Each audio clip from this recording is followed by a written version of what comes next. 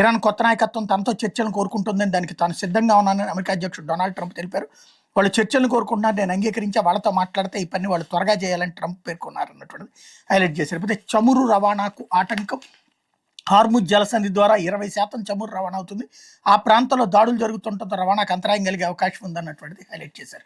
అయితే 1-2 రోజుల్లో కొత్త సుప్రీం లీడర్ని ఎన్నుకునే ప్రక్రియను కౌన్సిల్ ప్రారంభించిందని ఇరాన్ అధ్యక్షుడు పెజెష్కియాన్ వెల్లడించారు.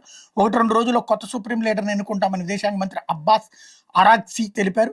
అమెరికా, ఇజ్రాయెల్ గీత దాటాయని మూల్యం చెల్లించుకుంటాయని Iran parliament speaker Mohammad Bagher ఖలీజా హెచ్చరించారన్నటువంటిది హైలైట్ చేశారు. ఇక్కడ ఒక్కసారి ప్రింట్ మీడియా ప్రాబ్లం ఏంటంటే, ఈ ఇన్సిడెంట్ జరిగింది మొన్న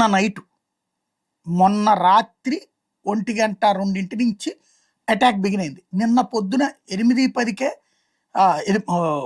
నిన్న పొద్దున మొన్న నైట్కే జరిగిపోయింది.